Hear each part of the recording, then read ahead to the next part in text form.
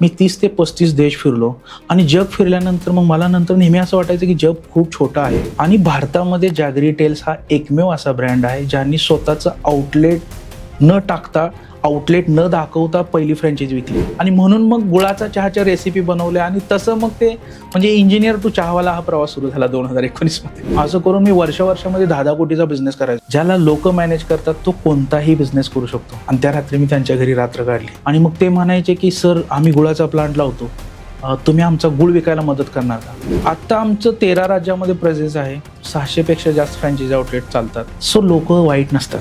बरोबर. आपली सिस्टम चुकीची असते. तुम्ही लोकांची स्वप्न पूर्ण करा, लोक तुमची स्वप्न पूर्ण करणार. बिझनेस कसा करायचं हे कुठे शिकवलं जात नाही सर. आपली एज्युकेशन सिस्टम तशी ब्रोकन आहे. बरोबर. म्हणजे माझ्या मुलाला मी शाळेत नाही पाठवत सर.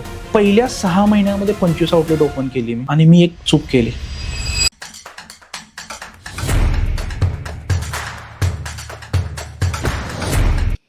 नमस्कार. भारी लोक या मराठी पॉडकास्ट चॅनलमध्ये आपल्या सर्वांचं मनपूर्वक स्वागत. भारी व्यक्तिमत्व आपल्या आयुष्याला भारी बनवतात आणि आज बोलवलेलं भारी व्यक्तिमत्व निश्चितच तुम्हाला, तुमच्या आयुष्याला आणि तुमच्या उद्योगाला भारी बनवणार आहे. खात्री आहे की या पॉडकास्टमधून खरं तर अनेक उद्योजक जन्म घेतील आणि म्हणूनच आजच्या पॉडकास्टचं नियोजन केलं गेलेलं आहे. आज महाराष्ट्रातली परिस्थिती पाहिली तर पुन्हा एकदा मराठी उद्योग विश्व निर्माण करण्याची परिस्थिती निर्माण झालेली आहे. उद्योग साम्राज्य निर्माण करण्याची गरज निर्माण झालेली आहे आणि त्यामुळे मला वाटतं की प्रत्येक मराठी तरुणीने, महाराष्ट्रात राहणाऱ्या त्या प्रत्येक व्यक्तींनी आज स्वतःचं उद्योग विश्व निर्माण करायला हवं. पण हा उद्योग विश्व निर्माण करत असताना बरेचदा आपल्याला लहानपणापासून अनेक बिलीफ्स आणि त्या बिलीफच्या बेड्यांनी बांधलेलं आहे. जसं की मराठी माणूस उद्योजक बनू शकत नाही किंवा उद्योग करू शकत नाही. आणि अशा काही ज्या बिलीफ आपल्या मनामध्ये बसल्या आणि बिकॉज ऑफ दॅट कदाचित त्यामुळे मराठी माणूस आज कुठेतरी उद्योगधंद्यांमध्ये मागे असलेलं जाणवतो. पण आजचं व्यक्तिमत्व खरं तर त्याला अपवाद आहे. सर्वसामान्य कुटुंबातून जन्माला आलेलं हे व्यक्तिमत्व शेतकरी आईवडील असताना अनेक वर्षांचा कॉर्पोरेटचा एक्सपिरियन्स घेऊन कुठेतरी पेटून उठतो आणि ठरवतो की आपल्याला उद्योग करायचा आहे, उद्योग साम्राज्य निर्माण करायचं आहे.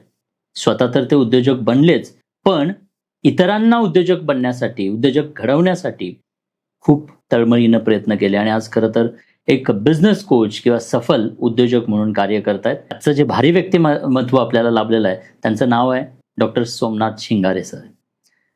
सो या पॉडकास्टमधून खूप सारे इन्साईट तुम्हाला भेटणार आहेत. त्यामुळे पॉडकास्ट शेवटपर्यंत पाहायचं आहे. तुमच्या कमेंट्स मात्र जरूर द्यायच्या आहेत, कारण तुमच्या कमेंट्स खूप साऱ्या काही गोष्टी आम्हाला प्रेरणा देणार आहेत. खूप साऱ्या काही गोष्टी त्या कमेंट्समधून आम्हाला माहिती होणार आहेत. त्यामुळे तुम्ही कमेंट जरूर करा. पॉडकास्ट आवडल्यास लाईक आणि सबस्क्राईब जरूर करा. चला तर स्वागत करूयात सोमनाथ सरांचं. सोमनाथ सर नमस्कार. स्वागत आहे तुमचं आमच्या मंचावरती. सर, सुरुवातीला थोडक्यात तुम्ही तुमचा परिचय करून द्या आणि त्यानंतर आपण उद्योग विश्वाकडे जाणार आहोत. सो परिचय करून द्या, जेणेकरून तुमचं एज्युकेशन, तुमचं म्हणजे प्रोफाईल, ओव्हरऑल तुमचं बॅकग्राऊंड, जन्मगाव आणि आता सध्या करत असलेलं कार्य. येस. सो नमस्कार, मी डॉक्टर सोमनाथ शिंगारे. सो माझं मूळ गाव सांगोला, सोलापूर जिल्ह्यामध्ये सांगोला तालुक्यामध्ये एक छोटंसं खेडेगाव आहे. साधारण 800,000 घरांची लोकवस्ती असलेलं गाव. सो त्या ग्रामीण भागामध्ये माझा जन्म झाला होता. आम्ही 4 भावंड. माझे आई आणि वडील दोघंही शेतमजुरी करायचे, कारण सांगोला तालुका तसा दुष्काळी तालुका ओळखला जातो. मग तिथे माझा जन्म झाला होता. मग इयत्ता 12वी पर्यंत शिक्षण तिथेच झालं. मग आई वडिलांना नेहमी असं वाटायचं, मला 2 मोठ्या बहिणी आहेत आणि माझ्या दोन्ही बहिणींची लग्न इतक्या लहान वयामध्ये झाली होती. म्हणजे मी 3री मध्ये असताना माझ्या मोठ्या बहिणीचं लग्न झालं. ती हार्डली 11-12 वर्षाची असताना. कारण घरची परिस्थिती नसल्यामुळे ग्रामीण भागामध्ये काय असतं की मुलगी जन्माला आली, तिचं लग्न केलं म्हणजे आपलं कर्तव्य संपलं, अशी परिस्थिती होती.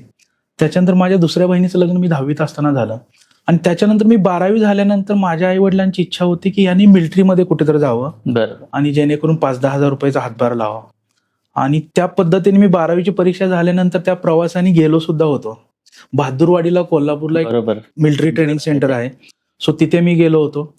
तिथे मी एन्क्वायरी करून परत येत असताना सांगोल्याच्या स्टँडवरती मी उतरलो आणि तिथून मी घराकडे जात असताना मला माझा एक मित्र भेटला, संतोष पाटील म्हणून, जो माझ्याबरोबर लहानपणापासून होता, 5वी-6वी.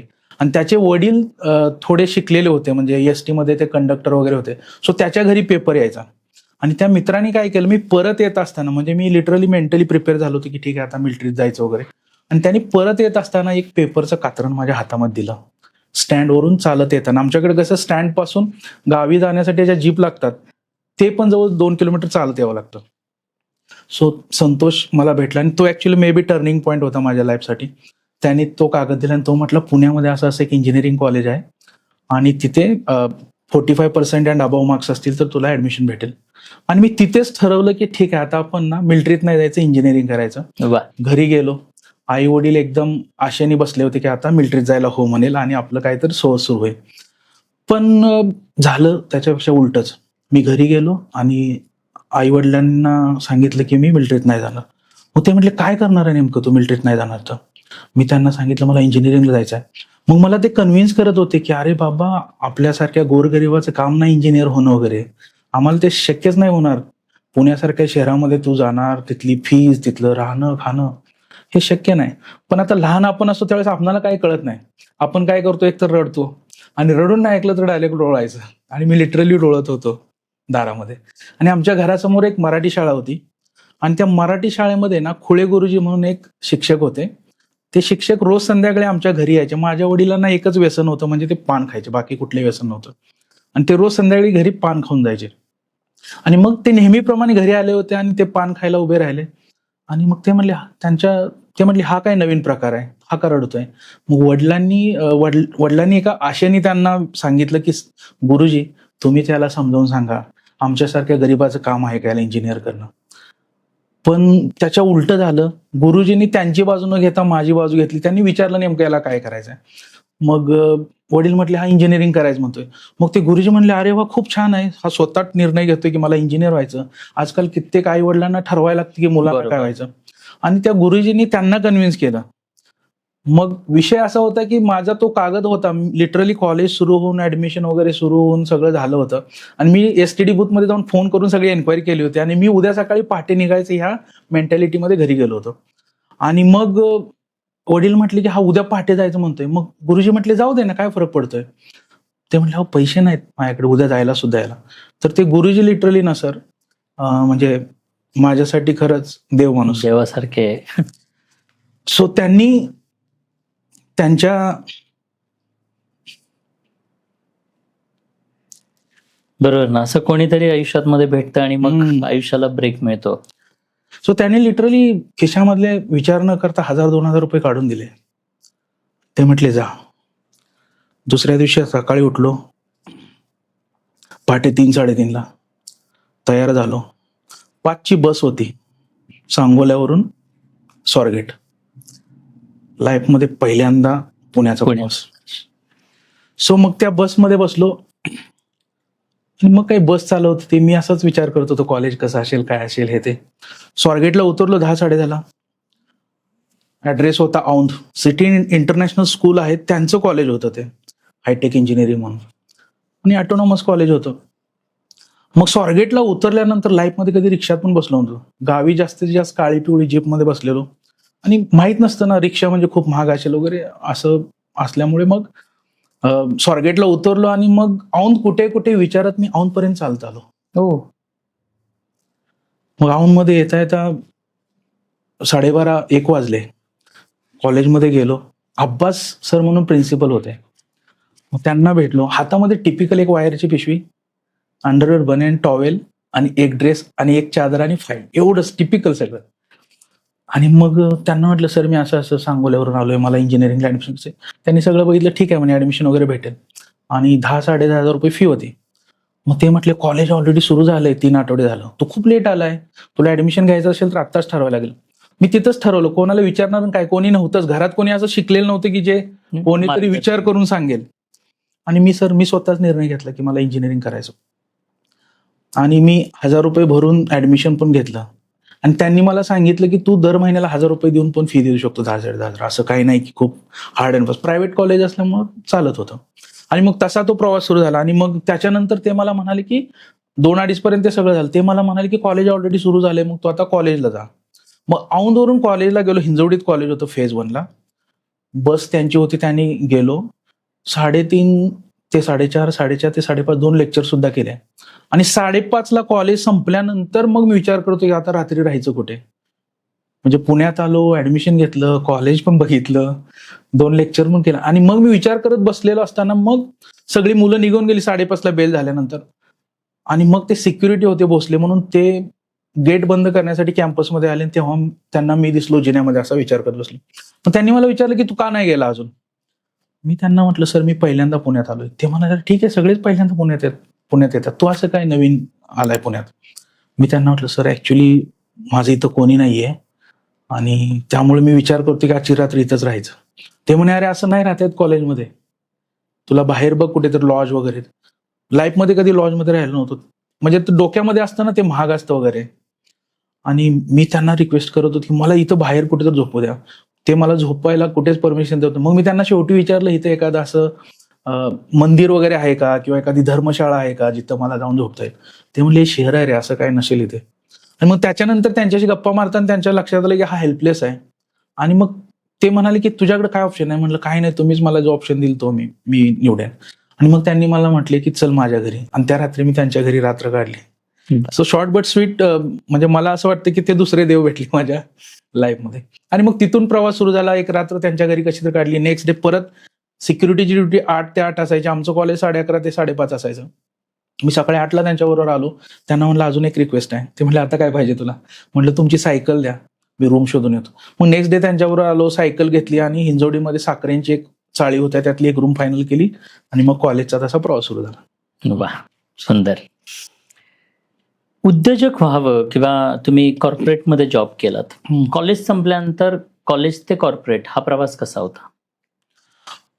ऍक्च्युली माझं कॉलेज चालू असताना जॉब सुरू झाले. ऍक्च्युली म्हणजे माझ्या बाबतीत काय झालं, घरी मी गेलो की माझे वडील काय करायचे, आमच्याकडे एकतर रोजगार हमी योजनेची कामं जोरात चालू होती. गणपतराव देशमुख आमचे आमदार होते आणि खूप रोजगार हमी योजनेची काम होते. माझे आई वडील मजुरी करायचे, त्यामुळे मला एकतर ते रस्त्यावरती दगड फोडायला न्यायचे किंवा विहिरी फोडायला न्यायचे.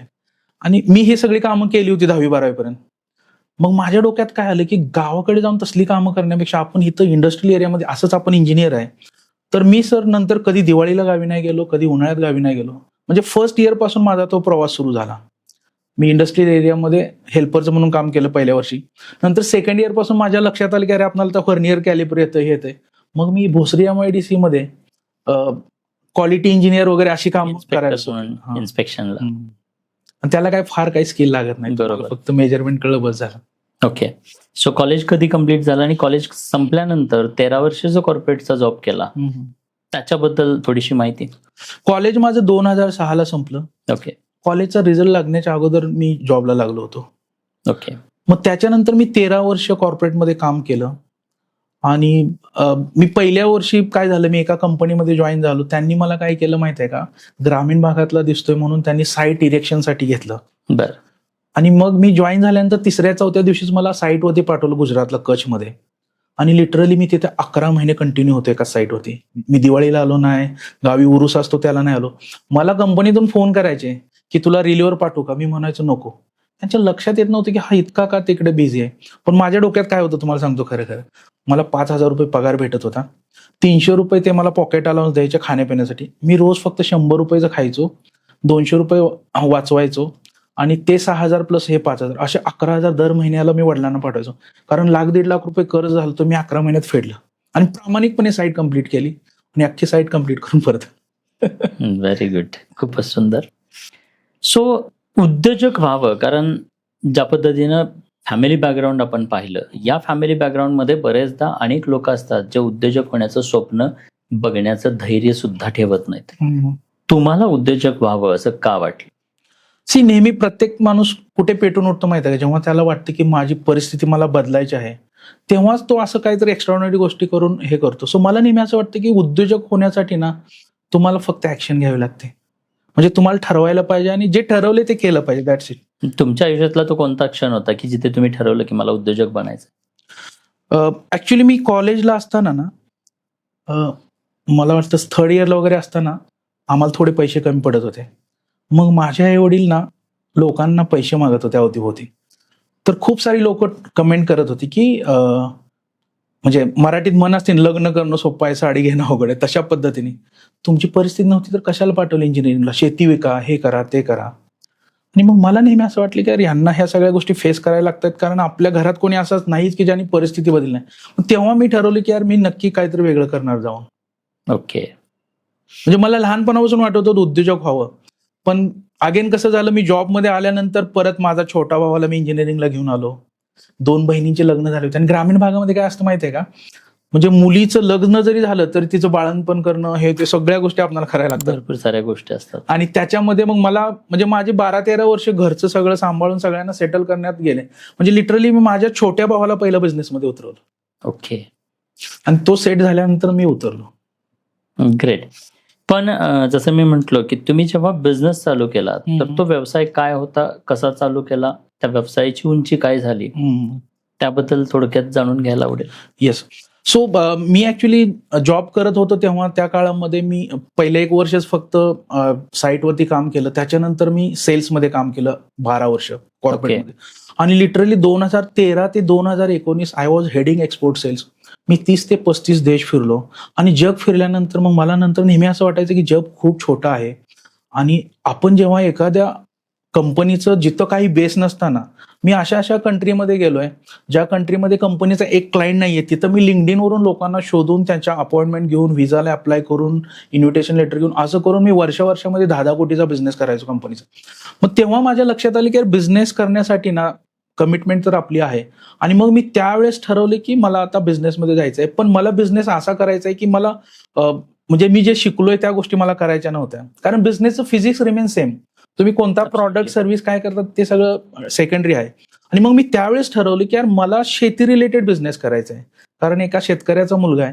आणि म्हणून मी जॉब करत असताना ठरवलं की मी शेती रिलेटेड प्रोजेक्ट असतात, for example food processing plant, गुळाचे कारखाने वगैरे, अशी कंपनी रजिस्टर पण केली बायकोच्या नावाने.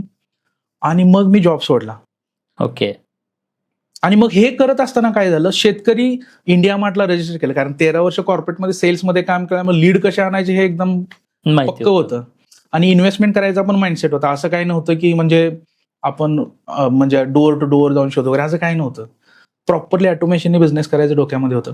मग इंडिया मार्टला लीड यायचे शेतकरी, फार्मर प्रोड्युसर कंपन्या वगैरे असतात रजिस्टर, ते लोक यायचे आणि ऑफिसला भेटायचे. आणि मग ते म्हणायचे की सर आम्ही गुळाचा प्लांट लावतो, तुम्ही आमचा गुळ विकायला मदत करणार का? मी स्वतःला प्रश्न विचारला, सोमनाथ तुला खरोखर शेतकऱ्यांना मदत करायची आहे की टोपी टाकायची प्लांट विकून? सर मला उत्तर भेटले की तुला नाही फसवायचं लोकांना, कारण तू त्यांना मदत करण्यासाठी आलाय, मग परत तू फसवलं तर मग चुकीचं आहे. आणि मी त्या दिवशी ठरवलं की मला ना गुळ कसा विकतात हे शिकायचंय, सो दॅट मी म्हणेन की ठीक आहे मी तुमचा गुळ विकत घेऊ शकतो, मग प्लांट लावा.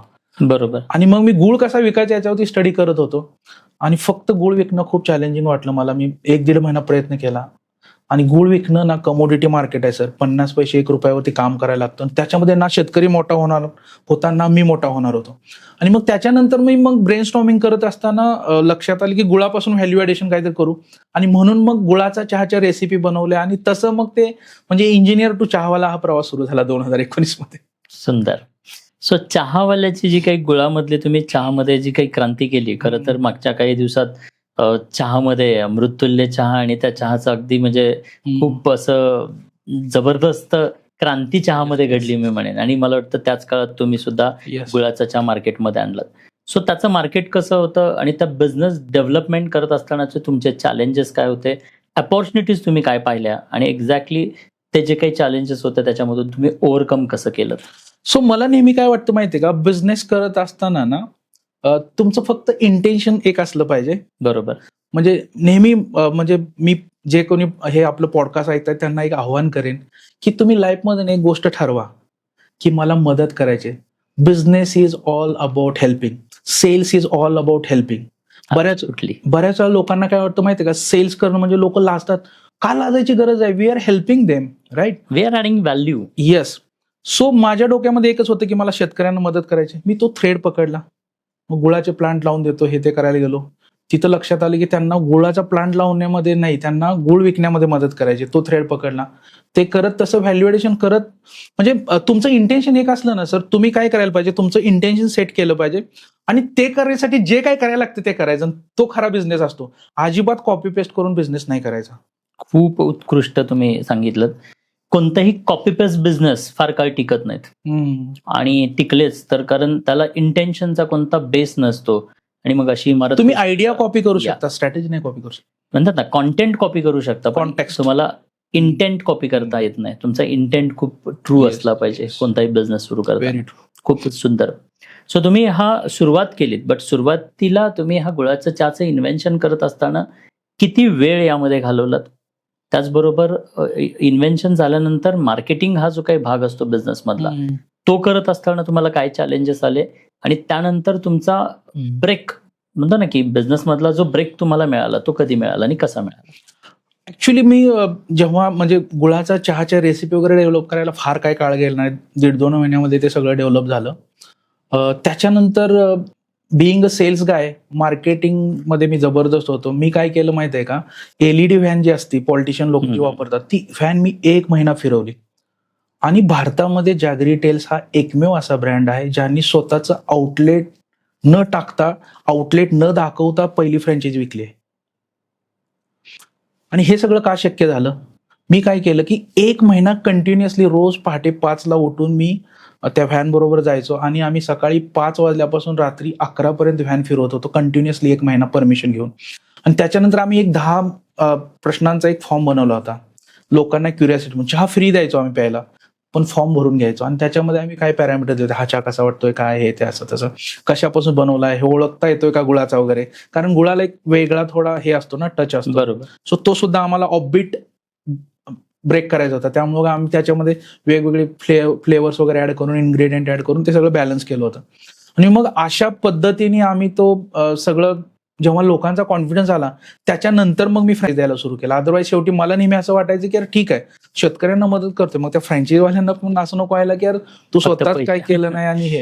आणि Correct. त्या पद्धतीने मग फ्रँचायझी सुरू झालं. त्याच्यानंतर पहिल्या 6 महिन्यामध्ये 25 आउटलेट ओपन केली मी. वाव. आणि त्याच्यानंतर मग कोविड लागला. आणि कोविड मध्ये ऍक्च्युली खूप चॅलेंजेस झाले. म्हणजे लिटरली बिझनेसमध्ये काय असतं माहिती आहे, तुम्हाला फास्ट ग्रोथ भेटली तर ती मॅनेज पण करता आली पाहिजे. बरोबर. आणि माझ्या बाबतीत तिथं थोडं फेल्युअर आलं. कारण काय झालं, मी जस्ट बिझनेसमध्ये आलो, लोकांची लिटरली खूप गर्दी होती फ्रँचायझीसाठी. म्हणजे रोज ऑफिसला 8-10 लोक येऊन बसलेले असायचे मला फ्रँचायझी पाहिजे. त्यांच्या मीटिंग करणं, डिस्कस करणं, लोकेशन बघणं, हे ते. आणि इनिशियली मी एकटाच हे सगळं हँडल करायचो. आणि मग त्याच्यानंतर मग काय झालं की पहिल्या 6 महिने 25 आउटलेट ओपन केली आणि मी एक चूक केली, मी कुठल्याच फ्रँचायझीवाल्याबरोबर ॲग्रीमेंट नाही केलं. हो. आणि कोविडमध्ये काय झालं की ॲग्रीमेंट नसल्यामुळं ते 25 आउटलेट मधले 8 ते 10 लोकांनी काय केलं माहिती आहे का, त्यांनी त्यांचं हे केलं, युनियन टाईप केलं. आणि ते सगळी लोक मला म्हणत होती की तुम्ही पैसे परत द्या आम्हाला. आणि तिथं खरं मला कसरत करावी लागली. त्याच्यामध्ये मी काय केलं ऍक्च्युली, त्या काळामध्ये लोकांना, मग नंतर कोविडमध्ये मी घरी होतो, गावी गेलो होतो आणि ते लोक मला त्रास देत होते फोन करून. तेव्हा मी त्यांना एकच सांगितलं की यार याच्यामध्ये माझी काहीच चूक नाहीये, राईट. म्हणजे तुम्हाला मी 2 महिन्यापूर्वी हिरो वाटत होतो आणि आता तुम्हाला वाटतं की मीच व्हिलन आहे, असं नाही होत ना. आणि मग त्याच्यानंतर मग त्यांना मी ते एकत्र येऊन भेटायचे आणि ते म्हणायचे तू पैसे दे नाही तर बघतो. नंतर मी त्या लोकांना काय केलं, ब्रेक केलं. त्यांना म्हटलं हे बघा, प्रत्येकाची हिस्ट्री वेगळी आहे, तुम्ही कॅरीड अवे होता एकमेकामुळे. सो आपण इंडिव्हिज्युअली डिस्कस करू. आणि तुम्ही जे इंडिव्हिज्युअली आपण डिस्कस करता, तुम्हाला कुठे जरी वाटलं माझी चूक आहे तर मग मी काय म्हणेल ते करेन. मग असं करून सगळ्यांना ब्रेक केला आणि मग नंतर त्या सगळ्या लोकांना शांत केलं. आणि त्याच्यानंतर एक ठरवलं की यार ठीक आहे, आपलं इंटेन्शन जरी किती जरी प्युअर असलं तरी बिझनेस करण्यासाठी काही बिझनेसच्या लिगल गोष्टी केल्याच पाहिजेत. बऱ्याच वेळा काय होतं की म्हणजे मला नेहमी असं वाटायचं की यार मी कधी कोणाचं वाईट नाही केलं, माझ्या बाबतीत नाही होणार. पण असं नसतं, आपण लिगल गोष्टी इमोशनल जातो. Yes yes. त्याच्यानंतर मग मी प्रॉपर लिगल फर्म हे ते करून लिगल ॲग्रीमेंट, आणि त्याच्यानंतर मी ॲग्रीमेंट शिवाय फ्रँचायझी देणं बंद केलं. आणि that was the major challenge. मला लिटरली जे घर होतं ते घाण ठेवून मला कर्ज काढावं लागलं. ग्रेट. पण शिकायला खूप भेटलं. लर्निंग होतं खरं तर. Yes. आणि कोविड कसं खरं तर अशा न्यू स्टार्टअपसाठी खरं तर हो. खूप मोठं संकट होतं आणि त्यातून तुम्ही सर्व्हाइव्ह झालात. आजची परिस्थिती काय आहे? आता आमचं 13 राज्यामध्ये प्रेझेन्स आहे. 600 पेक्षा जास्त फ्रँचायझी आउटलेट चालतात. आणि लिटरली मागच्या 3 वर्षापासून मी कुठल्याही फ्रँचायझीला भेटत नाही, कोणाशी बोलत नाही. म्हणजे माझी टीम काम करते, माझी सिस्टम काम करते, माझी डायरेक्ट इन्व्हॉल्वमेंट 0 आहे आता बिझनेसमध्ये. Very good. In terms of numbers जर का आपण म्हणायचं म्हटलं, रेव्हेन्यूच्या नंबर्समध्ये जर म्हटलं तर एक 0 पासून खेडेगावातून आलेला एक विद्यार्थी, एक युवक उद्योग क्षेत्रामध्ये येतो, उद्योग निवडतो, म्हणजे selection of right business model, ते मॉडेल सिलेक्ट करतो आणि त्या बिझनेसचं एक चांगलं उद्योग विश्व फ्रँचायझी मध्ये घेऊन जातो. तर या संपूर्ण प्रवासामध्ये झिरो टू हिरोची ही जी काही जर्नी आहे, याच्यामध्ये रेव्हेन्यू आज जनरेशन काय, रेव्हेन्यू पॉईंट ऑफ व्ह्यू? आम्ही 10 कोटीच्या पुढे बिझनेस करतो आता. Very nice. मग हे करत असताना सगळ्यात महत्वाचं आज जे चॅलेंजेस येत आहेत अनेक उद्योजकांना, ते चॅलेंजेस काय आहेत की बिंग अ म्हणजे विलेज मॅन, एका खेडेगावातून आलेलं एक साधं व्यक्तिमत्व असताना, अशा व्यक्तिमत्वांना बरेचदा शाळेमधले आपल्याला अल्फाबेट शिकवलं गेलेलं आहे, पण शाळेमध्ये असताना उद्योग शिकवलं गेलेलं नाही. बरोबर. मग हा उद्योगाचं कोणतंही बाळकडून असताना किंवा एक्सपिरियन्स नसताना तुम्ही याच्यामध्ये सफल का आणि कसे झालात? मला नेहमी असं वाटतं की आपण ना माइंडसेटवरती काम केलं ना, ह्या गोष्टी शक्य होतात. म्हणजे Okay. इनिशियली मला सुद्धा चॅलेंजेस होते आणि त्या काळामध्ये मी ऍक्च्युली कोविडमध्येच मी लर्निंग माइंडसेटमध्ये घुसलो. मी वेगवेगळे कोचेस आहेत, वेगवेगळे माइंडसेट ट्रेनर्स आहेत, त्यांचे सेशन्स अटेंड केले आणि त्या गोष्टी मी फॉलो केल्या. आणि मला नेहमी असं वाटतं की मार्केटमध्ये कुठलाच कोच वाईट नाहीये. प्रत्येक जण ना काही ना काही इंटेन्शननी द्यायचा प्रयत्न करतो. आपण ऍक्च्युली त्याला सरेंडर केलं पाहिजे आणि फॉलो केलं पाहिजे. जजमेंट अजिबात नाही केलं पाहिजे.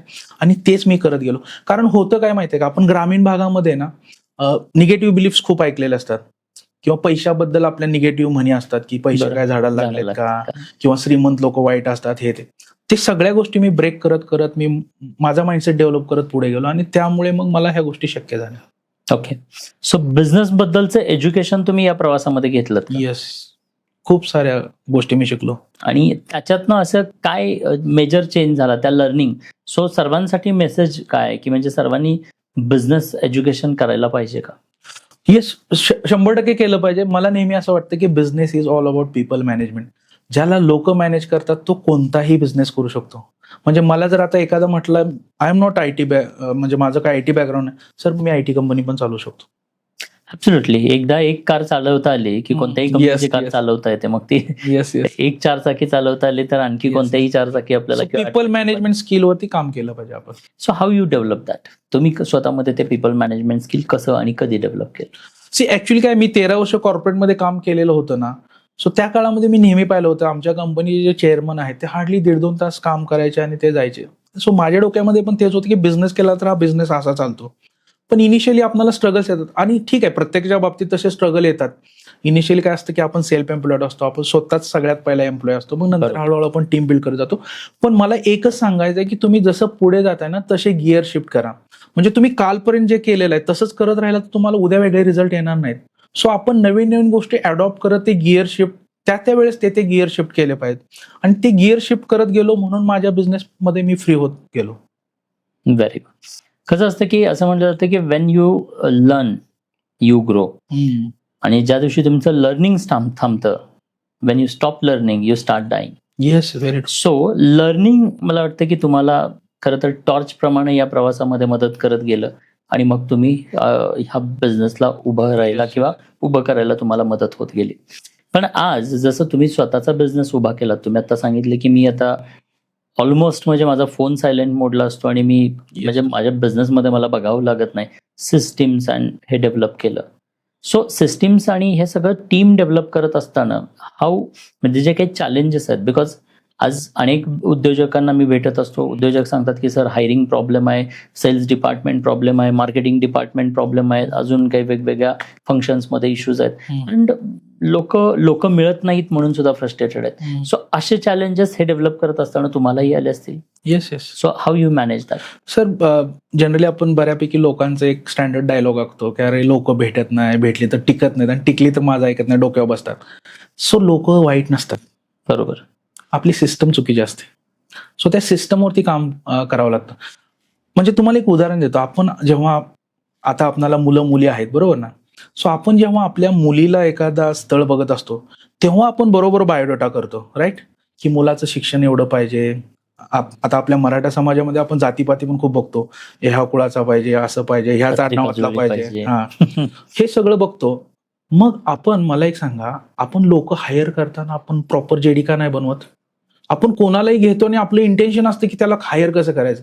Interview is the rejection process. तुमचा माइंडसेट हा असला पाहिजे की मी याला कोणत्या पॉईंटवरती रिजेक्ट करू. सो त्या पद्धतीने जर लोकांना हायरिंग करताना तुम्ही त्यांचे प्रॉपर जेडी बनवले, तिथंच फिल्टर लावा. पहिले टेलिफोनिक इंटरव्ह्यू घ्या, त्याचाही वेळ नका घालू. तुमचा वेळ नका वाया घालू. आणि तशा पद्धतीने तुम्ही फिल्टर लावले, 3-4 स्टेजमध्ये इंटरव्ह्यू घ्या, सिलेक्शन. समोरच्याला वाटलं पाहिजे सर हा जॉब मला खूप मेहनतीने भेटला आहे, आणि मग तो तेवढ्या याने करतो. मग त्यांचे KRA क्लिअर असले पाहिजेत, KPI क्लिअर असले पाहिजेत, आणि सगळ्या गोष्टी प्रॉपर असतील, लोक टिकतात सर. लोक अजिबात वाईट नाहीत. म्हणजे मला नेहमी असं वाटतं की I am blessed with right people. म्हणजे मी रोज पहाटे गोल लिहितो 5 वाजता. मी रोज माझा 29 नंबरचा गोल आहे, मी तुम्हाला आता पण दाखवू शकतो. मी लिहितो I am blessed with great team who is working on common vision, and it is true. So तुम्ही लोकांबद्दल काय विचार करताय. आणि अजून एक चूक करतात बिझनेसमन, ते सांगतो तुम्हाला. बिझनेसमन सगळ्यात मोठी चूक काय करतात माहितीये का, त्यांनी त्यांचं मोठं लाट मिशन व्हिजन लावून ठेवलेलं असतं. मला 10,000 कोटीची कंपनी करायची, मला 500 कोटी company. That is okay, but तुम्ही जेव्हा तुमच्याकडे माणसं हायर करता, तेव्हा तुम्ही त्याचं स्वप्न काय, त्याच्यावरती कधी व्हिजन अलाइनमेंट करतच नाही. ते पहिलं करा. त्याच्याशी बसा तुम्ही, की बाबा तुझं काय स्वप्न आहे, त्याचं स्वप्न समजून घ्या. आणि जर तुम्ही खरोखर त्याचं स्वप्न पूर्ण करू शकत असाल तरच त्याला ठेवा. कधी कधी म्हणजे मी लिटरली तुम्हाला सांगतो, मी व्हिजन अलाइनमेंटमध्ये काय काय लोकांना सांगितलंय की तुझं हे स्वप्न आहे ते इथं पूर्ण नाही होणार, तू जॉब बघ. आणि ज्या लोकांची स्वप्न होती जी माझ्या आवाक्यात होती त्यांना मी कमिटमेंट दिली. काय, आणि लोकांचं स्वप्न फार मोठं अजिबात नसतं सर. जे जॉब करतात त्यांना एखादी 4 व्हीलर घ्यायची असते, एखादा 1 BHK 2 BHK घ्यायचा असतो, आणि ती स्वप्न तर नक्की आपण पूर्ण करू शकतो. सो त्यांना काय करायचं, त्यांना त्याचं शेड्यूल द्यायचं. फॉर एक्झाम्पल, तुला घर घ्यायचं आहे, गाडी घ्यायचं आहे, कधीपर्यंत घ्यायचं आहे, काय घ्यायचं आहे, आता तुझं सॅलरी किती आहे, तुला काय लेवलला कसं गेलं पाहिजे, मग तुला हा रोल करायला लागेल, मग तुला एवढं हे करायला, आणि तशा पद्धतीने त्याचं प्रोजेक्शन करा. तुम्ही लोकांची स्वप्न पूर्ण करा, लोक तुमची स्वप्न पूर्ण करणार. ग्रेट, निश्चितच. So this is the way you built a team. Yes. So आज बरेचदा म्हणतो ना की तुम्ही ऑटोमोटला गेल्यानंतर मग आपण सेकंड बिझनेसला शिफ्ट होतो. Yes yes. सो तुम्ही आता ॲज अ बिझनेस कोच म्हणून काम करताय. येस. सो एक उद्योजक टू बिझनेस कोच, हे ट्रान्सफॉर्मेशन कसं घडलं? सो याच्यामध्ये काय झालं तुम्हाला सांगतो. पुण्यामध्येच एक कोच आहेत, त्यांच्याकडे मी जात होतो. आपल्याला ऑन द रेकॉर्ड कोणाची नावं नाही घेत आहेत. सो त्यांनी काय केलं माहिती आहे का, मी त्यांच्याकडे जात असताना त्यांना एक सक्सेस स्टोरी जस्ट इंटरव्ह्यू घ्यायचा होता माझा.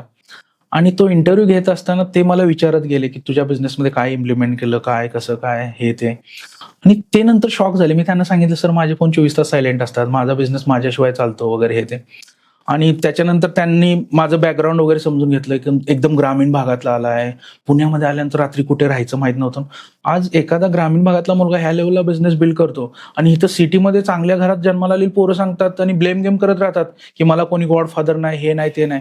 आणि त्यांनी मला सांगितलं की Somnath, you are the true hero, आणि तुझ्यासारख्या लोकांनी कोचिंगमध्ये यायला पाहिजे. हो. आणि that was my turning point. मी म्हटलं यार आपल्या गुरुला वाटते कोचिंगमध्ये.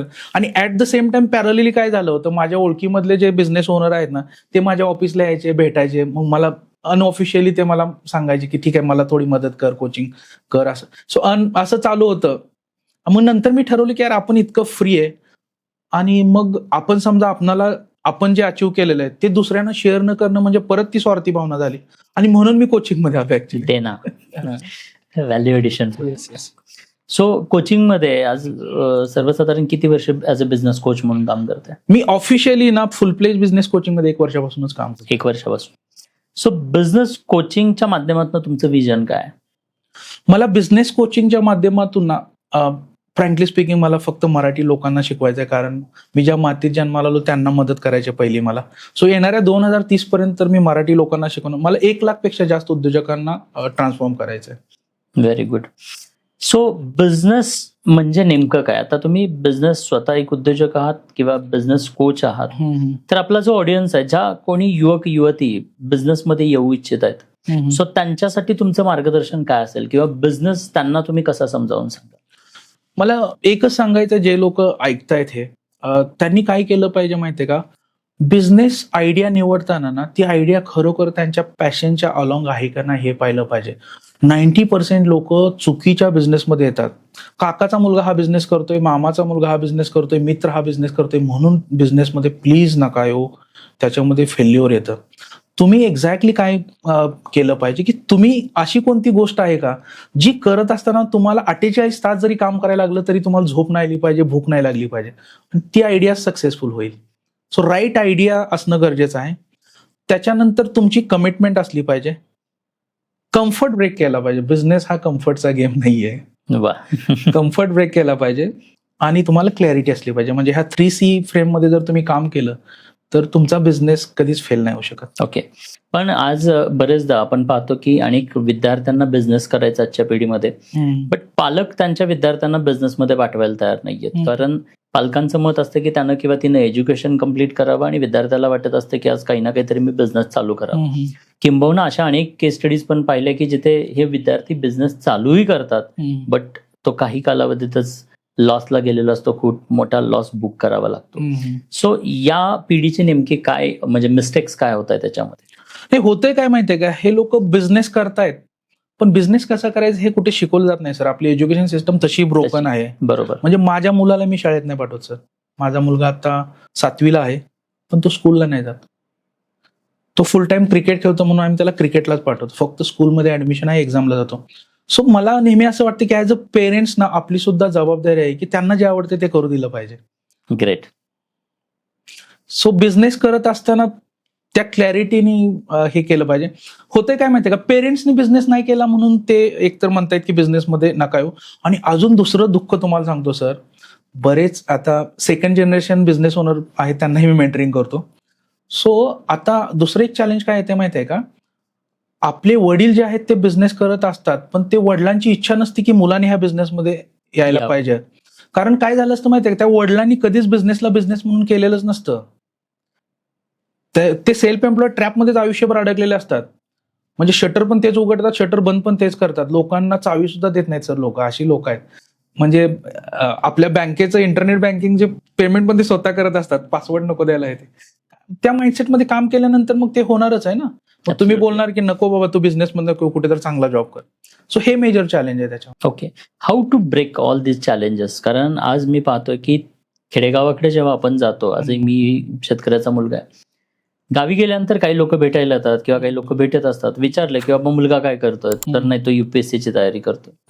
सो प्रश्न पडतो, युपीएससीच्या जागा किती, बसणारी लोक किती, त्यातनं होणारे सिलेक्शन किती, आणि मग या सगळ्याचा रेट जर पाहिला तर सक्सेस रेट पेक्षा फेल्युअर रेट हा कितीतरी पटीने जास्त आहे. मग विनाकारण हे जे काही मृगजळ आहे मी म्हणेन, या मृगजळाच्या पाठीमागं धावून आईवडिलांचं आयुष्य आणि स्वतः त्या मुलाचं आयुष्य किंवा त्या मुलीचं आयुष्य अंधारात जाताना मला दिसतं. मी पॅरेंटिंग किंवा पालकांचे जे काही सेशन्स घेत असतो, मी तिथे नेहमी विचारतो की तुम्हाला तुमचा मुलगा काय झालेला आवडेल? तो अंबानी झाला, तो IAS झालेला आवडेल का अंबानी झालेला आवडेल? सो जेव्हा IAS पहिल्यांदा विचारतो तेव्हा सगळे हात वरती करतात की IAS झालेला आम्हाला आवडेल. सेकंड प्रश्न असतो का आता अंबानी झालेला आवडेल? पुन्हा सगळ्यांचा हात वरती असतो, नाही आम्हाला अंबानी झालेला आवडेल. सो अंबानी व्हायचं असेल तर IAS होण्यात कष्ट घेण्याची गरज नाहीये. तुम्हाला अंबानी व्हायचं असेल ना तर बिझनेस कोचिंग आणि बिझनेसचं नॉलेज जर घेतलं, प्रॉपर त्याविषयी थोडंसं काही वर्षांचं परिश्रम घेतलं, तर कदाचित तळागाळातला एखादा तुमच्या माझ्यासारखा सर्वसामान्य व्यक्ती सुद्धा अंबानी बनू शकेल, तेवढं मोठं साम्राज्य, उद्योग साम्राज्य निर्माण करू शकेल. आणि मला वाटतं की ही मेंटॅलिटी आज तळागाळापर्यंत पोहोचली पाहिजे. सो अशा मेंटॅलिटीमध्ये लोकांना जर का आणायचं असेल तर त्यासाठी तुमचा मेसेज किंवा काय, कशा पद्धतीनं पालकांनी या मुलांना ट्रीट केलं पाहिजे उद्योजकतेसाठी? नाही, मला नेहमी असं वाटतं की पालकांनी काय केलं पाहिजे, समजा त्यांच्या मुलाला जे काही करायला आवडते ना ते करू दिलं पाहिजे. त्यांना त्यांचं पॅशन जर कॅरी करू दिलं आपण तर आपल्याला दुसरं काहीच करायची गरज नाही ना सर. समजा मुलगा जर ठरवतोय मला हे करायचंय तर आपण पालकांनी ऍक्च्युली ना आपण खरंच फॉर्च्युनेट आहे असं समजलं पाहिजे, त्याला फुल सपोर्ट केला पाहिजे. बाकी काही करायची गरज नाही त्याला. ओके. नाही, पण एक जी खंत तुम्ही मांडलीत की आज आपल्या एज्युकेशन सिस्टीम मध्ये स्किल बेस्ड एज्युकेशन कमी आहे, उद्योजकतेचे धडे दिले जात नाहीत. मग अशा पालकांना आपल्या मुलांना जर का उद्योजकते धडे द्यायचे असतील तर असे काही प्लॅटफॉर्म्स आहेत का की जिथे आजपासूनच या मुलांना उद्योजकतेचे धडे गिरवता येतील? आता ऍक्च्युली बरेच आपल्यासारखे कोचेस वगैरे आहेत. समजा मी जसं म्हणतोय की आता मी माझ्या मुलाला स्कूलमध्ये नाही पाठवतो, सो आता ह्या गोष्टी फार घडायला लागलेत. आता होम स्कूलिंग वगैरे कन्सेप्ट आलेले आहेत. सो बरेच पालक काय करतायत की बाहेर जाऊन असं काही शिकणार आहेत मुलं, सो त्याचं जे काही पॅशन आहे ते फॉलो करून त्याला होम स्कूलिंग फक्त कशासाठी आहे की त्याला बाबा थोडंफार त्या लेवलला जाईपर्यंत लिहिता वाचता यावं, समाजाचं ज्ञान थोडंफार आलं सो तशा पद्धतीने जर आपण गोष्टी करत गेलो तर मला वाटतं की काय फार चॅलेंज नाही येणार मुलांना. आणि त्यांना जे आवडते ते करू दिल्यानंतर मग मुलं आवडीने करतात. They will find their ways. Great. So आता तुम्ही उद्योजकांसाठी जे काही बिझनेस कोचिंग करताय, त्या बिझनेस कोचिंग मध्ये आजपर्यंत तुमचा अनुभव आहे काय, की म्हणजे सर्वसाधारण कोणत्या उद्योजकांना तुम्ही ऍज अ बिझनेस कोच म्हणून मदत करताय आणि ती मदत कशा पद्धतीनं होते तुम्ही? मी जनरली काय करतोय की बिझनेस ओनर माझ्याकडे येण्यासाठी एकच क्रायटेरिया असतो की त्याला मराठी बोलता यायला पाहिजे. सो नॉन महाराष्ट्रीयन असला तरी चालेल, मला काही हरकत नाहीये, पण त्याला मराठी बोलता यायला पाहिजे. मी मराठीमध्ये शिकवतो आणि मला नेहमी असं वाटतं की जेव्हा एखादा माणूस आपल्या भाषेमध्ये शिकवतो तेव्हा ते फास्ट कनेक्ट होतात, ती एनर्जी किंवा ते हे ट्रान्सफॉर्म होतं. सो अशा लोकांना मी शिकवतो. त्याच्यानंतर दुसरी गोष्ट काय आहे की बिझनेस कोणत्याही टाईपचा असू द्या, मग तो ट्रेडर असू द्या, मॅन्युफॅक्चरर असू द्या. आता बरेच फ्रँचायझिंग मधले लोक पण मला अप्रोच करतात, बिईंग की तुमचा ओन ब्रँड आहे. सो कोणत्या टाईपचा बिझनेस इव्हन मी आता काय कोचेस आहेत त्यांना मी मेंटरिंग करतो. कारण काय होतं माहितीये का, इव्हन कोचिंग इंडस्ट्रीमध्ये पण ना बरेच कोचेस आहेत, पण त्यांना त्या कोचिंगला बिझनेस म्हणून कसं स्केल करायचं ते कळत नाही. स्केलचं नॉलेज नसतं, टेक्निकल असतं, पण मॅनेजमेंट स्किल किंवा हे स्किल नसतात. सो एनी टाईप ऑफ जे काही बिझनेसेस आहेत त्यांना मी मेंटरिंग करतोय सध्या. आणि मी रिसेंटली एक सक्सेस स्टोरी इव्हन माझ्या युट्यूबला पण टाकली सर. एक जण आहेत गणेश क्षीरसागर म्हणून, मी त्यांना मागच्या 6-7 महिन्यापासून मेंटरिंग करतो. सो ते मागच्या वर्षी 3.5 कोटीवरती अडकले होते. त्यांचा माइंडसेट आणि सिस्टम्स आणि हे लावून आता ते ह्या वर्षी 10 कोटी टच करतायत. व्हेरी गुड, खूपच सुंदर. हो. सो ओव्हरऑल बिझनेस कोचिंगच्या माध्यमातून तुम्ही म्हटलात की मराठी तरुणींना या उद्योग क्षेत्रामध्ये आणायचं आहे. सो तरुणींसाठी तुम्ही काही प्रोग्राम रन करताय का, की ज्यांना उद्योजक बनायचं आहे अशा विद्यार्थ्यांसाठी काही प्रोग्राम्स आहेत का? येस. आता आम्ही काय करतो की आम्ही दर संडेला आमचे फ्री वेबिनार असतात. तर मी काय केलंय, व्यापार नीती हे माझं सिग्नेचर प्रोग्राम आहे. म्हणजे ही बिझनेसची चाणक्य नीती आहे जे मी शिकवतो. सो त्याच्यामध्ये आमचं 3S फ्रेमवर्क आहे. स्टँडर्डाइज करायचा, सिस्टमाइज करायचा आणि स्केल करायचा. सो या 3 याच्यामध्ये आम्ही हे करतो. सो याच्यामध्ये आम्ही काय केलंय, जनरली बेसिक लेवलचा पण कोर्स ठेवलेला आहे, ज्याच्यामध्ये आम्ही काय करतो की नॉलेज देतो. सो त्याच्यामध्ये काय होतं की वाईड ऑडियन्सला तिथे येता येतं. आणि आमचा जो ऍडव्हान्स कोर्स आहे ना, तिथं आम्ही काय केलं की ज्याचा टर्नओव्हर 1 कोटीपेक्षा जास्त आहे त्यांनाच आम्ही तिथे घेतो, कारण तिथं फीज वगैरे पण त्या असतात आणि त्या लेवलचं हँड होल्डिंग द्यायला लागतं. आणि त्या केसमध्ये काय असतं की ऍटलिस्ट त्याच्याकडे 4-5 लोकांची टीम पाहिजे, कारण आम्ही जर त्याला सांगितलं ही सिस्टम लाव, डिलिगेशन करतो, ते करता आलं पाहिजे. सो जनरली आम्ही काय केलं, बेसिक कोर्स असा केलाय की तो प्रत्येकाला देता आला पाहिजे आणि ऍडव्हान्सला मग तो बेसिक शिकून त्या लेवलला ऍडव्हान्सला जाण्याच्या लेवलला गेला पाहिजे. आणि दुसरं एक म्हणजे मी माझी USP काय केली माहिती आहे का सर, मी भारतामधला एकमेव बिझनेस कोच आहे. रोज पहाटे 5 वाजता भेटतो लोकांना. माझं रोज 5ला सेशन असतं आणि मी रोज पहाटे 5ला त्यांचा कम्फर्ट ब्रेक करतो. रोज ऍक्शन घ्यायला होतो. म्हणजे आम्ही ना, माझा धंदा माझी जबाबदारी म्हणून आमचा एक ड्राईव्ह चालू असतो. आणि मी रोज प्रत्येकाला विचारतो, what is that one thing which matters most. अशी कोणती गोष्ट आहे जी तुला बिझनेसमध्ये ग्रोथसाठी कॉन्ट्रीब्युट करणार, ती कमिट करायला होतो रोज सर. Very nice. जे काय लोक आहेत, थोडा वेळ जातो पण ती खरी मजा येते त्याच्यामध्ये. सो कम्फर्ट ब्रेक करून मी अशा पद्धतीने लोकांना ग्रो करतोय. आणि बऱ्याच जणांचं ना माझं कोचिंग घ्यायला ते घाबरतात की हा पहाटे 5ला उठायला लागला म्हणून.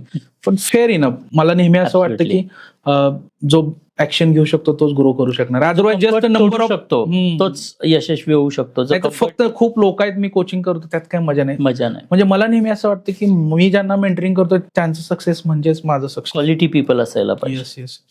ग्रेट, तुम्ही हा छान क्रायटेरिया निवडलेला आहे मी म्हणेन. सो यानंतर आपल्याला पुढे जर जायचं आहे काही रॅपिड बिझनेसमध्ये असणाऱ्या लोकांनी ग्रोथ किंवा स्टॅबिलिटीसाठी काय बेसिक केअर घेतल्या पाहिजेत? बिझनेस जर तुम्हाला ग्रो करायचा असेल ना, सगळ्यात महत्वाचं म्हणजे ना तुमचा प्लॅन असला पाहिजे. 90% लोकांचा बिझनेस प्लॅनच नसतो. सो तुम्ही ना बिझनेसचा अॅन्युअल बिझनेस प्लॅन बनवा की मला ह्या वर्षी कुठं जायचं आहे. एकदा तुमचा इयरचा गोल झाला, त्या इयरली गोलला क्वार्टरली गोलमध्ये ब्रेक करा, त्याला नंतर मंथली गोलमध्ये ब्रेक करा, वीकली गोलमध्ये ब्रेक करा आणि मग तो प्लॅन फॉलो करा. आणि त्या पद्धतीने, आणि बऱ्याच वेळा काय होतं की सर प्लॅन करताना पण लोक रॅन्डमली प्लॅन करतात. प्लॅन करताना खूप ब्रेनस्टॉर्मिंग केलं पाहिजे आपण. फॉर एक्झाम्पल, मला जर 10 कोटीला पोहोचायचं आहे, सो तुम्ही 10 कोटीला पोहोचताना तुम्हाला सगळ्यात पहिलं काय चेक केलं पाहिजे की आता माझ्याकडे जे प्रॉडक्ट आहेत त्या प्रॉडक्टला तेवढं पोटेन्शियल आहे का, त्याचं टॅम तेवढं आहे का, किंवा मी जेवढ्या मार्केटमध्ये काम करतो त्याचं तेवढं टॅम आहे का. मग मला प्रॉडक्ट वाढवणं गरजेचं आहे की मला कस्टमर बेस वाढवणं गरजेचं आहे, किंवा माझ्याकडे करंट टीम जी आहे ती टीम कॅपेबल आहे का 10 कोटी करायला, किंवा मग माझ्याकडे आता ज्या सिस्टम्स आहेत, माझ्याकडे जे प्रोसेस आहेत त्या लेवलच्या स्ट्रॉंग आहेत का, माझ्याकडे फायनान्सेस जे आहेत ते तेवढे आहेत का, की मला अजून फंडिंग करणं गरजेचं आहे किंवा अँजल इन्व्हेस्टरकडे जाणं. सो असा प्रॉपर तुमचा म्हणजे बिझनेस कॅनव्हास रेडी असलं पाहिजे आणि त्या पद्धतीने जर काम केलं तर त्या गोष्टी होतात. म्हणजे आपण जर ठरवलं ना सर ते होतं, फक्त तुमची तयारी पाहिजे, त्या गोष्टीवरती तुम्ही कन्सिस्टंटली त्याच्यावरती काम करत राहिलं पाहिजे. Very good. बिझनेस ओनर्सनी जे काही लिगल ट्रॅपमध्ये बरेचदा अडकलेले जाणवतात आपल्याला, कारण पुअर फायनान्स मॅनेजमेंटमुळे काही लिगल ऍक्शन्स होतात ज्याच्यामध्ये फायनान्समुळे असतील किंवा कंप्लायन्समुळे असतील, तर त्यासाठी काय केअर घ्यायला पाहिजेत? फायनान्स मॅनेजमेंट ॲज वेल एज हे कंप्लायन्सेस, ह्या दोघांसाठी काय केअर घेतली पाहिजे बिझनेसवर? सर मला नेहमी असं वाटतं की बिझनेस करत असताना ना आपण या इंटेन्शनने बिझनेस, आपलं इंटेन्शन प्युअर असलं पाहिजे, की माझं इंटेन्शन असं असलं पाहिजे की यार मी बिझनेस यासाठी करतो की मला सर्व करायचं आहे लोकांना. त्याच्यानंतर ना म्हणजे मी पर्सनली माझं मत सांगतो, म्हणजे चहाच्या इंडस्ट्रीमध्ये फ्रँचायझिंगमध्ये लोक ना पहिलं जीएसटी वगैरे हे असलं काही करत नव्हते, भरत नव्हते. आमच्या लोकांचे जीएसटी पण नसतात, पण मी प्रत्येक बिल फाडतो आणि प्रत्येकाचं जीएसटी आम्ही चार्ज करतो आणि ते घेतो. सो तुम्ही ना जीएसटी वाचवणं, टॅक्स वाचवणं असलं अजिबात काही करू नका. आपल्याला प्राऊड वाटलं पाहिजे सर. समजा मी जर वर्षाला 35-40 लाख जर टॅक्स भरत असेल ना, मला वाटलं पाहिजे की मी सरकार चालवतो मी. सो तो तुमचा इंटेन्शन असलं पाहिजे. मग तुम्हाला लिगल नोटीस यायचा विषयच नाही. त्याच्यानंतर जेव्हा तुम्ही कस्टमरशी डील करताय तेव्हा तुमचं इंटेन्शन प्युअर असलं पाहिजे की यार मला खरोखर मदत करायची आणि त्या इंटेन्शन तुम्ही काम करून लिगल छोटे मोठे जे कंप्लायन्सेस ते करून गोष्टी केल्या तर काहीच होत नाही सर. म्हणजे तुम्हाला ना, मला नेहमी असं वाटतं बिझनेस करताना ना रात्री झोप आली पाहिजे शांत आणि तुम्ही फोन सायलेंट केला तर तुम्हाला भीती नाही वाटली पाहिजे माझा फोन 2 वर्ष सायलेंट आहे कोणी काय म्हणेल. कारण समजा तुम्ही सगळ्या गोष्टी फॉलो करतायत, सो तुम्हाला काही घाबरण्याची गरज नाही. अरे कोणाचा फोन आला असेल, कोण काय म्हणेल. सो या पद्धतीने. आणि दुसरी गोष्ट जसं तुम्ही बोलले कॅश फ्लो, बरेच जण सर एक चूक करतात आपले मराठी उद्योजक. आपण काय होतं माहितीये का, आपण पैसा कधी बघितलेला नसतो, आपण बिझनेसमध्ये होतो आणि आपल्याला यश भेटतं. आपली मराठी माणसं खूप मेहनत आहेत. मला म्हणजे मी खूप फॅन आहे मराठी लोकांचा. मराठी लोकांना यश भेटतं, पण आपण सगळ्यात मोठी चूक काय करतो माहितीये का, आपण बिझनेसमध्ये आल्यानंतर थोडेफार पैसे आले ना, आपण गावाकडे सारख्या चक्रा मारायला सुरू करतो. पांढऱ्या गाडीत जाणार, पांढरी कपडे घालणार, मग तिथे लोकांना पार्टी देत बसणार, हे करणार ते करणार. पण सर सगळ्यात पहिली गोष्ट लोकांनी लक्षात घेतली पाहिजे, बिझनेसचे पैसे वेगळे आहेत आणि माझे पैसे वेगळे आहेत. लोक काय करतात की ह्या पैशांनी शेती घेतील, ह्या पैशांनी काय, असं अजिबात केलं नाही पाहिजे. ही चूक अजिबात नाही केली पाहिजे. मी पर्सनली दर महिन्याला आम्ही सॅलरी घेतो, मी सॅलरी घेतो, माझी बायको सॅलरी घेतो. आम्ही कंपनीच्या पैशाने आम्ही कधीच म्हणजे आमचं हे नाही करत गोष्टी. सो पर्सनल फायनान्स वेगळा, बिझनेस फायनान्स वेगळा. हा जर तुम्ही रूल फॉलो केला आणि बिझनेसचे पैसे परत परत बिझनेसमध्ये रिइन्व्हेस्ट केले पाहिजेत आणि तुमचं बिझनेसचा ना मार्केटिंग प्लॅन किंवा टीमवरती काय इन्व्हेस्ट करायचं, ट्रेनिंगचा प्लॅन, हे सगळं प्रॉपर तुमचं तयार असलं पाहिजे आणि ते पैसे रिइन्व्हेस्ट झाले पाहिजेत बिझनेसमध्ये. म्हणजे मला नेहमी असं वाटतं की सगळ्यात चांगली इन्व्हेस्टमेंट आहे ना सर ते स्वतःच्या बिझनेसमध्ये, ती खूप अप्रिशिएट करते. आणि आता बऱ्याच वेळा आपण मार्केटमध्ये बघत असतो फायनान्शियल फ्रीडम अचीव्ह करा. सगळ्यात फास्ट फायनान्शियली फ्री होता येतं ते बिझनेसमध्ये. म्हणजे मी सांगतो तुम्ही ना 3 वर्षामध्ये बिझनेसमध्ये फायनान्शियली फ्री होऊ शकता. ऍब्सोल्युटली. जर तुम्हाला त्या सिस्टम लावता आल्या तर. कारण बिझनेस जर तुमच्याशिवाय चालत असेल तर पॅसिव्ह इन्कमच आहे ना. पॅसिव्ह इन्कमच. But it needs patience, it needs focus, it needs consistency, it needs actions, it needs plan. आणि हे ज्या दिवशी असेल तेव्हा तुम्हाला त्या बिझनेसच्या शिखरावरती पोहोचता येतं. बरोबर. मी नेहमी सांगतो की उद्योजक बनणं IAS IPS बनण्यापेक्षा कितीतरी पटीने सोपं आहे. येस. आणि त्यासाठी थोड्याशा गोष्टी, जसं IAS IPS वाल्यांना प्रचंड मेहनत करावी लागते, एवढी मेहनत बिझनेस उभा करायला कदाचित लागत नाहीये. हे तुमच्या उदाहरणातून किंवा माझ्या स्वतःच्या उदाहरणातून हे लक्षात येतं. सो फोकस, या बेसिक गोष्टी शिकणं, अंडरस्टँड करणं आणि त्या इम्प्लिमेंट करणं. मला वाटतं एवढ्या काही बेसिक गोष्टी जरी लोकांनी इम्प्लिमेंट केल्या तर कोणालाही उद्योजक बनता येणं शक्य आहे. तर खूप छान वाटलं. आज आपण बेसिक बिझनेस बद्दल बऱ्याचशा गोष्टी जाणून घेतलेल्या आहेत. बट डिटेलमध्ये मला खात्री आहे की अनेक आमचे जे काही श्रोते आहेत, ऑडियन्स आहेत, त्यापैकी अनेक उद्योजक असतील ज्यांना जर का तुमची मदत हवी असेल तर आम्ही सरांचा नंबर खाली डिस्क्रिप्शनमध्ये देतोय, जरूर संपर्क करा. सो मला वाटतं की असं मराठी भाषेतनं, आपल्या भाषेतनं हात धरून जेव्हा एखादा व्यक्ती आपल्याला बिझनेसबद्दलचे बाळकडू देईल, जो की स्वतः एक यशस्वी उद्योजक आहे, मला वाटतं की तो खूप छान इतरांना मदत करू शकतो. सो जरूर मला वाटतं की सर तुमच्या माध्यमातून आमच्या श्रोत्यांमध्ये अनेक लोकांना मदत होईल आणि ती मदत जरूर तुमच्या इंटेन्शन प्रमाणे तुम्ही करणार आहात, त्यात काही संदेहच नाहीये. बट सर जाता आता काही गोष्टी, की अशी काही पुस्तकं जी प्रत्येक व्यक्तीनं वाचायला हवीत, म्हणजे प्रत्येक उद्योजकानं वाचायला हवीत, अशी काही पुस्तकं सजेस्ट कराल? सर, म्हणजे मला नेहमी असं वाटतं, म्हणजे मी पुस्तकाच्या बाबतीत माझा थोडा अनुभव वेगळा आहे. बऱ्याच जणांना ना फक्त वाचण्याचं व्यसन लागलंय. बरं. मी असं सांगतो की बिझनेसमध्ये ना जी काही पुस्तकं आहेत, खूप चांगली पुस्तकं आहेत. म्हणजे माझी वाचण्याची पद्धत सांगतो. मी काय करतो माहिती आहे का, रॅन्डमली पुस्तकातलं कुठलंही पान उचलतो, 3-4 पेजेस वाचतो, त्याच्या नोट्स बनवतो आणि ते इम्प्लिमेंट करतो आणि मग परत पुस्तकात जातो. नाहीतर मी पाहिले सर, लोक काय करतात की मला हे पुस्तक कंप्लीट करायचं वाचून, काय होतं माहिती आहे का सर, विसरतो आपण. बरोबर. सो तुम्ही जे वाचलंय ना, आज जे वाचलंय ते आजच इम्प्लिमेंट करा. सो कोणतीही पुस्तक वाचा. म्हणजे मी असं म्हणतो की यार, जो पुस्तक लिहितो ना सर, त्याचं खरंच चांगलं इंटेन्शन. मी सुद्धा एक पुस्तक लिहिलंय, सेल्फ एम्प्लॉयड टू सीओ. म्हणजे त्याच्यामध्ये मी काय केलं, मी माझ्या बिझनेसमध्ये काय गोष्टी इम्प्लिमेंट केल्या त्या लिहिलेल्या आहेत. आणि ते लिहिताना माझं पण इंटेन्शन असं होतं, समजा मी पुस्तक लिहिल्यानंतर ना, मी मेल्यानंतर पण लोक ऍटलिस्ट त्यांना मी प्रेरणा देईन. वा, क्या बात. सो म्हणजे माझं पुस्तकाच्या बद्दलचं ते म्हणणं आहे. म्हणजे मी असं नाही म्हणत की हे चांगलं हे वाईट.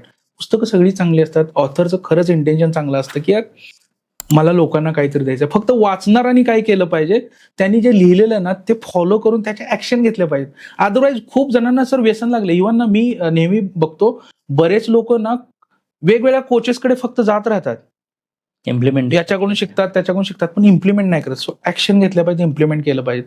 आणि इम्प्लिमेंट केल्याशिवाय तुम्हाला कळणार नाही ना. ऍब्सोल्युटली, ऍब्सोल्युटली, अगदी बरोबर आहे. इम्प्लिमेंटेशन खूप महत्वाचं आहे. Yes, yes. कारण लर्निंगचं फक्त काही लोकांना ते वेड लागलेलं आहे. फक्त लर्न आणि इम्प्लिमेंटेशन शून्य. So thank you so much sir, तुम्ही आलात आणि तुमचा वेळ दिलात. बिझनेसवरती खूप छान पद्धतीने, इव्हन तुमची सक्सेस स्टोरी इन्स्पायरिंग आहे. निश्चित तुमच्याकडे पाहिल्यानंतर अनेक लोकांना, अनेक आपल्या श्रोत्यांना उद्योजक बनण्याचं इच्छा निर्माण झाली असेल आणि माझी खात्री आहे की या पॉडकास्टमधून काही उद्योजक तयार होतील. इन्स्पायरिंग असं तुमची जर्नी आहे. इथून पुढच्या तुमच्या जर्नीसाठी शुभेच्छा. लवकरात लवकर तुमचा IPO यावा आणि खूप मोठ्या Yes, sir. एक उद्योजक जसं अंबानी कुटुंब बनलं तसं आपल्या महाराष्ट्रातली मराठी कुटुंब त्या लेवलला पोहोचावीत. तुम्ही तशी ग्रोथ करावी, एवढीच तुमच्यासाठी शुभेच्छा. धन्यवाद. Thank you so much. Thank you so much. Thank you sir. Yes, thank you so much. तुम्हाला हा पॉडकास्ट कसा वाटला, ही इन्स्पायरिंग स्टोरी कशी वाटली, विचार करा मित्रांनो. जर असंच खेडेगावातनं आलेलं एक सर्वसाधारण व्यक्तिमत्व एवढं मोठं उद्योग विश्व निर्माण करू शकतो, ऑटोमोटिव्हला बिझनेसेस घेऊन जाऊ शकतो, आज उद्योजकांसाठी म्हणून बिझनेस कोच म्हणून कार्य करू शकत असेल, तर मला वाटतं की तुम्हीही करू शकताय. गरज आहे ती फोकसची, गरज आहे ती आत्मचिंतनाची, गरज आहे ती नवीन शोध घेण्याची. मला खात्री आहे की हा पॉडकास्ट तुम्हाला आवडला असेल. तुमच्या कमेंट्स जरूर कळवा आणि असा हा पॉडकास्ट अशी लोक जी उद्योजक बनू इच्छित आहेत त्यांच्यापर्यंत जरूर पुढे पाठवा. Thank you so much. See you. Take care. धन्यवाद.